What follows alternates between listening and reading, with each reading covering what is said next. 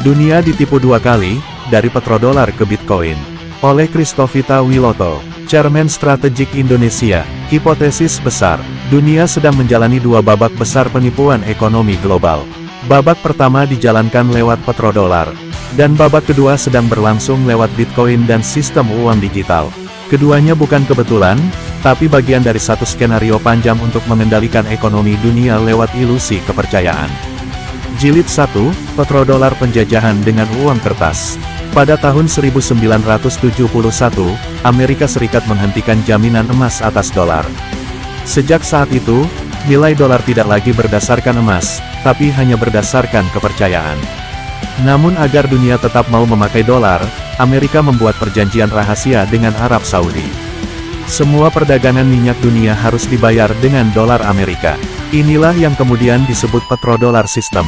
Melalui sistem ini, Amerika berhasil menjadikan dolar sebagai mata uang wajib dunia, mengontrol ekonomi global tanpa perlu perang terbuka, membuat negara-negara lain bekerja keras mencari dolar hanya untuk bisa membeli minyak. Selama lebih dari 50 tahun, dunia ditipu dengan sistem ini. Uang kertas tanpa emas dijadikan senjata. Negara kaya minyak tunduk, negara miskin menjadi budak hutang. Itulah pembodohan jilid pertama. Jilid 2, Bitcoin, penjajahan digital berwujud kebebasan. Tahun 2008, muncul Bitcoin, uang digital tanpa bank, tanpa pemerintah, dan tanpa batas negara. Banyak orang menyambutnya sebagai simbol kebebasan dari dolar. Mereka percaya Bitcoin akan menghancurkan sistem lama dan membebaskan manusia dari cengkeraman bank sentral. Namun di balik euforia itu, muncul pertanyaan besar. Siapa sebenarnya yang menciptakan dan mengendalikan sistem ini? Jika petrodolar dikendalikan Amerika, maka sistem uang digital kini cenderung mengarah ke dominasi Cina, negara dengan kekuatan teknologi paling cepat tumbuh di dunia. Cina bukan hanya memproduksi chip, server, dan alat tambang kripto terbesar, tetapi juga mengembangkan mata uang digital negara, digital yuan, yang bisa menggantikan dolar dalam perdagangan global. Maka muncul dugaan besar, dunia sedang diarahkan berpindah dari penjajahan uang kertas ke penjajahan uang digital. Dan Bitcoin menjadi jembatan, pintu keluar palsu dari jilid pertama, yang justru membuka pintu baru bagi pengendalian total berbasis data.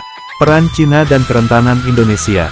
Cina kini menguasai rantai pasokan dunia, teknologi, chip, energi, hingga data. Sementara Indonesia masih menjadi pasar dan penyedia bahan mentah.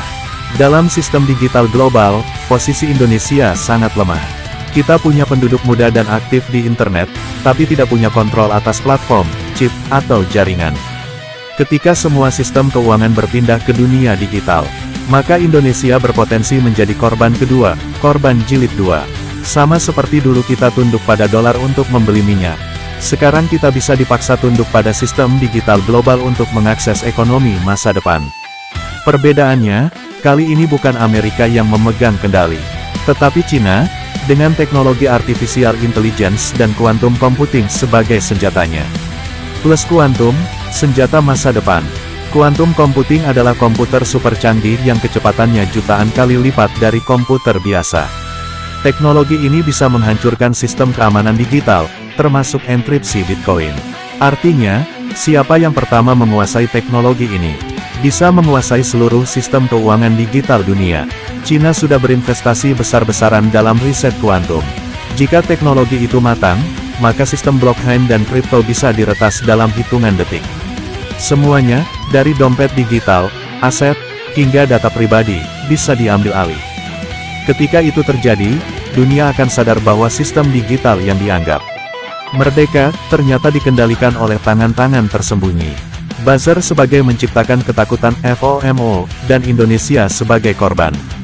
Media sosial menjadi alat propaganda ekonomi baru. Buzzer menciptakan FOMO, fear of missing out, rasa takut ketinggalan tren.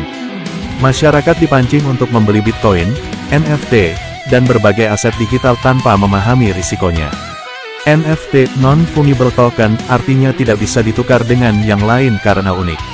Token, artinya bukti kepemilikan digital yang tercatat di sistem blockchain, jaringan data seperti Bitcoin atau Ethereum. Jadi, NFT sama dengan bukti digital bahwa sesuatu milikmu dan sifatnya unik.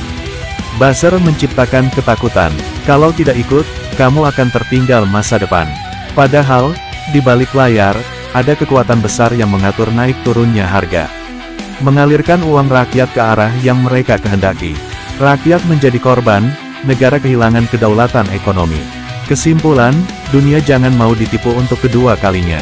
Dulu dunia dijajah lewat minyak dan dolar. Sekarang dunia bisa dijajah lewat data, chip, dan uang digital.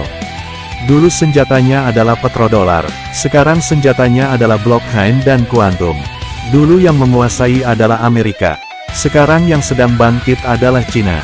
Dan di antara dua raksasa itu, Indonesia hanya menjadi pasar, korban, dan penonton.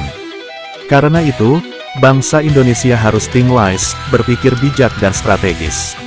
Kita harus mengembangkan sistem digital nasional yang mandiri, agar tidak lagi menjadi korban jilid 2 dalam permainan ekonomi dunia. Hipotesis strategis, dunia pernah ditipu lewat petrodolar, dan kini sedang diarahkan masuk ke Bitcoin sebagai jebakan kedua. Cina menjadi pengendali baru lewat teknologi kuantum dan digital.